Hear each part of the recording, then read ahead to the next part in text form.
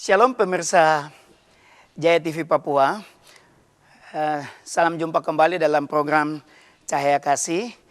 Saya Pendeta Indra Karbaba, kali ini membawa saudara dalam renungan firman Tuhan. Sebelum kita mendengarkan firman Tuhan, mari saja kita berdoa.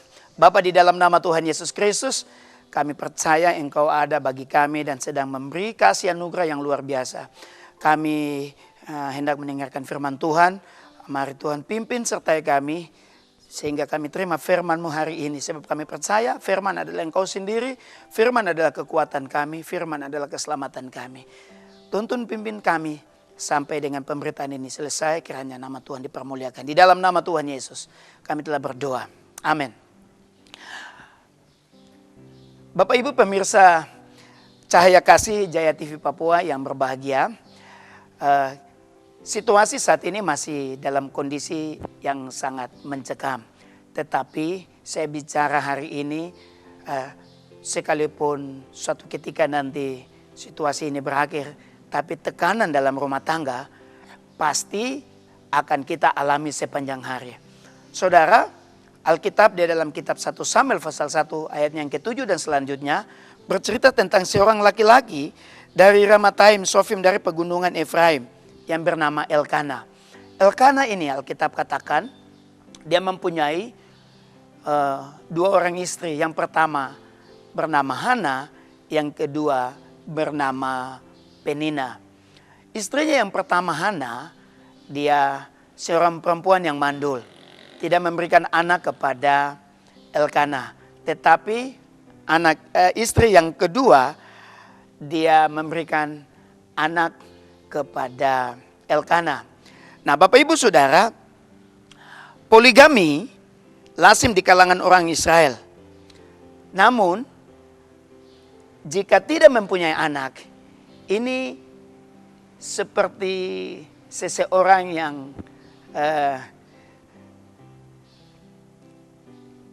masalah kemandulan adalah masalah yang dikatakan aib, dan ini hal yang sangat memalukan bagi seorang perempuan di kalangan orang Israel ketika dia mandul.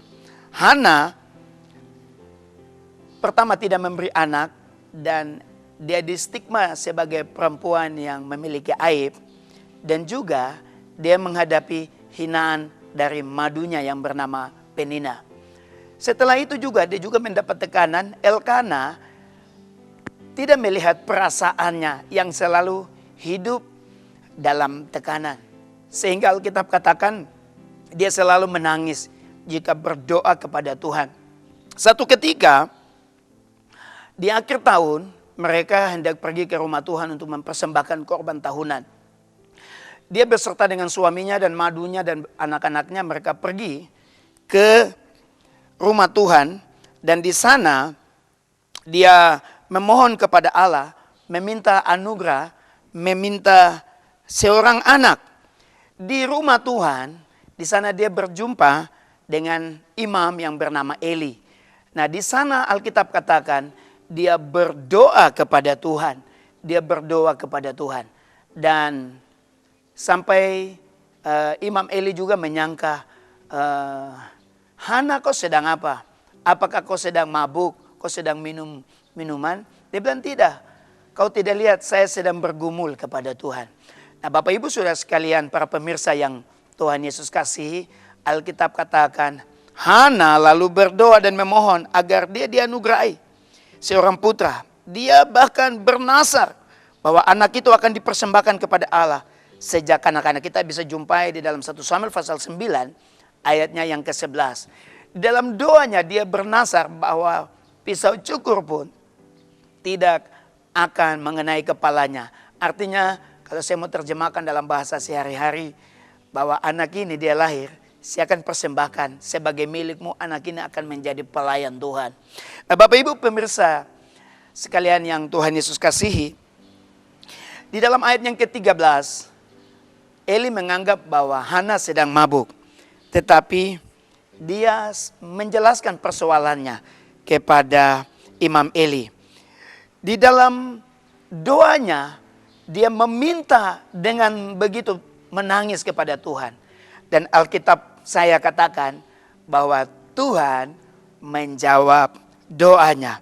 Benar saja Tuhan mendengar doa Hana.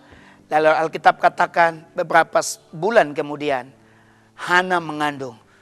Dan dia melahirkan seorang anak laki-laki, lalu diberi namanya Samuel. Bapak Ibu saudara sekalian, para pemirsa yang Tuhan Yesus kasihi. Kalau kita melihat pembacaan ini, Hana hanya meminta seorang anak. Tujuan daripada Hana meminta seorang anak kepada Tuhan, agar dia tidak dikatakan sebagai seorang perempuan yang aib. Dan dia dihina, dia diduakan. Tapi dia juga agar mendapat penghormatan dari tetangganya, keluarganya. Dari keluarga suaminya Elkana. Tujuannya supaya hinaan-hinaan itu bisa berhenti. Sehingga dia menangis dan berdoa meminta anak kepada Tuhan.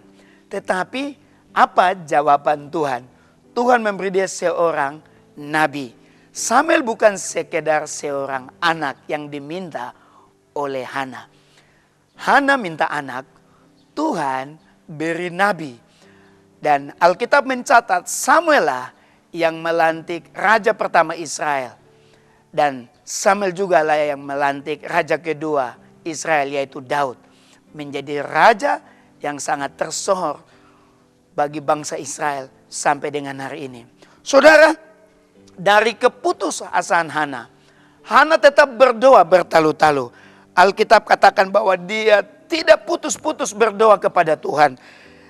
Dia memiliki harapan yang besar bahwa suatu ketika dia akan mempunyai seorang anak yang lahir dari dalam kandungannya. Saudara, iman Hana ini menunjukkan bahwa di tengah-tengah tekanan dia punya pengharapan kepada Tuhan. Pengharapan yang besar inilah yang menggerakkan hati sorga sehingga doanya terjawab. Bapak Ibu Saudara, kadang-kadang kita putus asa di tengah jalan sehingga tekanan makin menghimpit kita. Apa yang terjadi ketika Hana tidak berputus asa? Hal ini yang pertama saya temukan. Hana terus berdoa meminta kepada Tuhan dengan tak putus-putus, dengan tidak kehilangan harapan bahwa dia pasti ditolong oleh Tuhan. Hal yang kedua di ayat yang ke-10, saya menemukan bahwa Hana berdoa dengan air mata. Saudara, kadang-kadang kita berdoa meminta tidak dengan ekspresi yang sungguh-sungguh. Kadang-kadang kita bilang, ya tapi saya kan sudah berdoa. Hana berdoa dengan hatinya. Berdoa dengan air mata. Dia meminta kepada Tuhan. Dan Tuhan mendengar doanya. Doa, Alkitab katakan bahwa doa dengan sungguh-sungguh. Ketika Alkitab katakan Hana berdoa dengan air mata. Tuhan mendengar doanya. Saya bisa terjemahkan bahwa air mata ini menunjukkan bahwa dia betul-betul berdoa dengan sungguh-sungguh, dengan begitu pengharapan kepada Tuhan. Sehingga Tuhan menjawab doanya. Hal yang ketiga, di ayatnya yang ke-11, dia bernasar kepada Tuhan. Kali ini anak ini akan kupersembahkan kepada Tuhan. Bapak Ibu Saudara, mungkin sedikit saya ingin menyampaikan perbedaan antara nasar dan utang. Kalau utang, barangnya kita sudah ambil, tetapi kita belum melunasinya. Sedangkan nasar adalah kita sudah membayarnya, tetapi barangnya kita belum ambil. Sehingga saudara bisa mengambil gambaran, Hana bernasar kepada Tuhan, anak ini akan kuberikan kepadamu. Tetapi dia belum mengandung anak itu. Ini yang Alkitab katakan nasar. Sebelum anak ini lahir, dia sudah menyerahkan anak ini kepada Tuhan. Sehingga ini membuat Tuhan menjawab doanya. Dari Nasar ini, doa Hana dijawab oleh Tuhan. Dan hal yang keempat, permohonan yang terus-menerus ini menarik Allah mendekat kepada Hana, sehingga doa Hana dijawab oleh Tuhan. Saudara, kalau doa yang bertalu-talu, doa yang terus-menerus disampaikan, ini menggerakkan hati Tuhan. Ini memberi indikasi kepada kita bahwa berdoa itu bukan hanya sekali, tapi sesuatu yang kita minta dalam pengharapan kepada Tuhan. Terus berdoa, berdoa, berdoa sampai kemuliaan Tuhan dinyatakan. Sampai kita menerima hasil. Ini yang dialami oleh Hana. Pertama, dia tidak putus asa. Yang kedua, dia berdoa dengan air mata. Yang ketiga, dia bernasar sekalipun anak itu belum ada. Tetapi dalam imannya dia berkata, anak ini akan kupersembahkan kepada Tuhan. Dan yang keempat, dia memohon atau dia berdoa dengan terus-menerus. Saudara, doa yang terus-menerus itu menggerakkan hati Tuhan. Seperti apa yang dialami oleh Hana. Sehingga kata kunci dari khotbah saya hari ini kepada pemirsa, Hana minta anak, Tuhan beri nabi. Itu karena pertama, Hana tidak putus asa, Hana berdoa meminta dengan air mata. Dia bernasar kepada Tuhan. Dan yang keempat, permohonan doanya itu terus-menerus kepada Tuhan. Jika kita terus-menerus berdoa kepada Tuhan dengan penuh pengharapan, sekalipun dalam tekanan, Tuhan akan membawa kita melihat kasih-Nya yang indah itu terjadi dalam hidup kita. Bapak Ibu pemirsa Cahaya Kasih Jaya TV Papua yang berbahagia, saya percaya bahwa masalah Hana adalah masalah saudara dan saya. Kita menghadapi pergumulan yang sama, tekanan yang begitu rupa.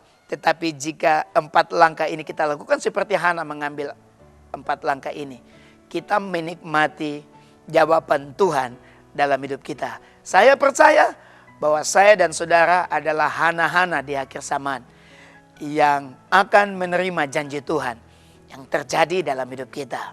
Puji Tuhan, dari tempat ini saya tetap percaya bahwa saudara dan saya memiliki pengharapan yang besar kepada Tuhan. Jaya TV Papua, program Cahaya Kasih, saja kita berdoa. Bapa, di dalam nama Tuhan Yesus Kristus, satu pengalaman daripada Hana menginspirasi kita hari ini. Supaya kita tetap berdoa bertalu-talu, tidak putus harapan, berdoa dengan air mata. Tetapi jawaban Tuhan itu datang tepat pada waktunya. Berikan kami hati yang tetap mengucap syukur dalam keadaan sekalipun itu pahit rasanya. Tapi kami tetap percaya bahwa pengharapan kami kepadamu tetap ada dan Engkau tidak pernah meninggalkan kami.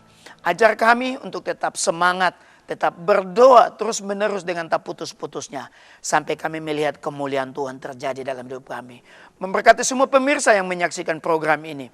Kiranya kita semua diberkati dalam berkat daripadamu ya Tuhan. Di dalam nama Tuhan Yesus kami telah berdoa dan mengucap syukur. Haleluya.